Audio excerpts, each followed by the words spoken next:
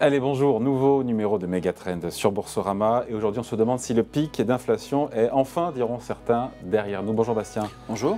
Alors, aux États-Unis, parce qu'il faut bien différencier ce qui se passe des deux côtés de l'Atlantique, le pic d'inflation semble, on met des guillemets, on y va prudemment, être peut-être en vue.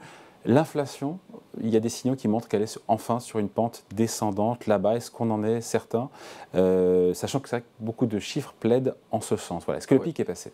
Oui, pour les États-Unis, on a une assez bonne conviction que l'inflation, le pic est déjà derrière nous. Donc, il y a eu un pic de plus de 9% en juin. Là, il y a eu 4 mois consécutifs de décélération de l'inflation. Sur le mois d'octobre, on était à 7,7% d'inflation pour les États-Unis.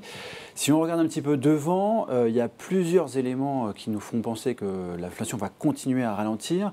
Il y a déjà les effets de base qui sont liés à l'énergie qui vont se dissiper. Donc, ça s'applique, je vous coupe, à la fois aux États-Unis et en Europe. Pour pas le coup, du tout. Non, c'est très différent. Les effets de base ne joueront pas de la même manière. Sachant qu'en Europe, on a plus d'inflation, on est à 10 et quelques. Oui, on est à 10% d'inflation sur la zone euro. En fait, aux États-Unis, le choc énergétique a été très largement concentré sur les prix à la pompe, pas vraiment sur le gaz naturel et pas vraiment sur l'électricité. Je pense à l'essence, c'est pour ça. Alors qu'en Europe, le choc énergétique, c'est les prix à la pompe, le gaz naturel et l'électricité, et ce qui fait que les prix ont continué à augmenter en zone euro, alors qu'aux États-Unis, il y a eu plutôt une modération des prix de l'énergie sur les derniers mois, qui font que justement ça a contribué à la désinflation, enfin en tout cas au ralentissement de l'inflation américaine sur les mois qui arrivent. Mais il y a d'autres facteurs qui expliquent aussi pourquoi l'inflation américaine va continuer à décélérer. Par exemple, le prix des voitures. Il y avait eu des gros bouleversements sur les chaînes de production automobiles, avec notamment qui étaient liés à la pénurie de semi-conducteurs. Là, il y a une renormalisation des chaînes de production et puis de la production automobile aux États-Unis. On voit que les prix des voitures commencent à baisser un petit peu. Ça aussi, ça va sortir des indices de prix aux États-Unis, et ça va donc nous amener à une inflation qui va continuer à décélérer sur les mois qui arrivent. Après, il y a des petits trucs aussi plus techniques, comme par exemple le prix de l'assurance santé qui devrait contribuer aussi pour un petit peu à la baisse de l'inflation aux États-Unis. Le fret maritime aussi. Il y a le fret maritime qui va faire que le prix des biens importés va baisser un petit peu, et donc ça nous amène à être relativement confiants sur la décélération de l'inflation américaine sur les mois qui arrivent. Américaine. Maintenant, si on revient ici en zone euro, donc 10,6%, s'il fallait dater encore une fois le pic, on se dit que c'est quelque part entre maintenant et le premier trimestre 2023, ou on est moins sûr? Disons que vers le premier trimestre 2023, il y a des chances qu'on ait le bon trimestre. Après, on n'est pas vraiment sûr.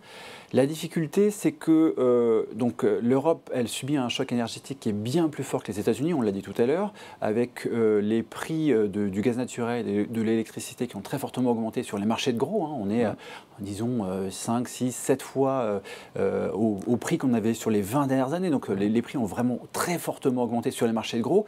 Et tout ça n'est pas encore passé pour les particuliers. Et c'est cette prise en compte progressive de cette montée des prix sur les marchés de gros pour les particuliers qui va faire que l'inflation va continuer à progresser en zone euro. Donc le pic, il est assez difficile à dater pour la zone euro. Alors le pic, c'est une chose. Après, il y a la vitesse du reflux. Et c'est là où il y a débat, il y a discussion. Oui. Alors si on prend le cas des États-Unis, comme je disais tout à l'heure, un ralentissement sur les prochains mois pour lesquels on est relativement confiant. Après, il y a la question du long terme. Et là, mais ralentissement, ça veut dire quoi? Ça veut dire revenir à 2% d'ici 2 ans, ou ça veut dire peut-être ne jamais y revenir? D'ici 2 ans, c'est possible. C'est le point d'atterrissage, c'est la vitesse de reflux et le point d'atterrissage. Mais après, il y a des facteurs qui vont faire que l'inflation sur le long terme devrait être plus élevée sur les années qui arrivent que l'objectif des banques centrales. Peut-être que l'objectif des banques centrales, mais surtout par rapport aux 10 années précédentes, par rapport aux années 2010. Là, qui était peut-être elle-même une aberration, une anomalie. Qui était en partie, quelque chose qu'on n'avait pas vu depuis très longtemps. Après, dans ces facteurs qui vont favoriser l'inflation de long terme, il y a des facteurs démographiques. Le fait que des pénuries de main-d'œuvre commencent à s'installer dans le temps. Si on prend le cas par exemple de la zone euro, ça fait quand même plus de 10 ans maintenant que la population en âge de travailler baisse. Donc il y a de moins en moins de personnes qui sont disponibles pour travailler. Et puis cette baisse, elle s'est accélérée en 2021-2022, et ça fait en sorte qu'il y a des trous dans les effectifs des entreprises qui commencent à être de plus en plus importants. Si on prend le cas, pour être très concret, de l'Allemagne, à partir de 2025, c'est 500 000 personnes par an qui vont quitter le marché du travail, et ça va amener des pénuries de main-d'œuvre importantes qui va favoriser les négociations salariales et peut-être des augmentations de salaire et donc de prix en Europe et aux États-Unis. C'est un peu la même donc on se dit quoi? On se dit que le pic dépassé aux États-Unis d'inflation proche en zone euro. Je reviens à ma question, encore une fois, à quelle vitesse les prix vont freiner derrière? Parce que ça peut être plus ou moins rapide, et c'est là où il y a débat. Je pense que cette décélération elle va être malgré tout relativement lente. Des deux côtés de l'Atlantique. Des deux côtés, oui. Parce que si on prend le cas des États-Unis, on sait que sur les prochains mois, ça va baisser. Mais après, il y a un facteur qui est très important dans l'inflation américaine, c'est les loyers. Et les loyers ont très fortement progressé. Et là, et encore une fois, le temps que ça rentre dans les indices de prix, ça met un peu de temps.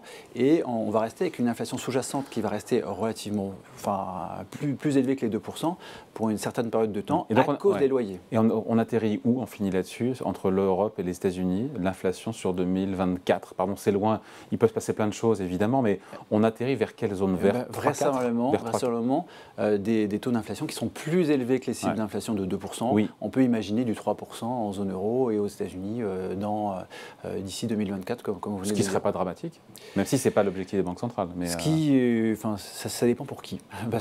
Pour les personnes qui sont endettées, par exemple, c'est quelque chose de positif. Ça érode la valeur réelle de la dette. Après, il y a des effets générationnels. Il y a des générations pour qui c'est plus profitable et d'autres pour qui c'est moins profitable. Merci Bastien.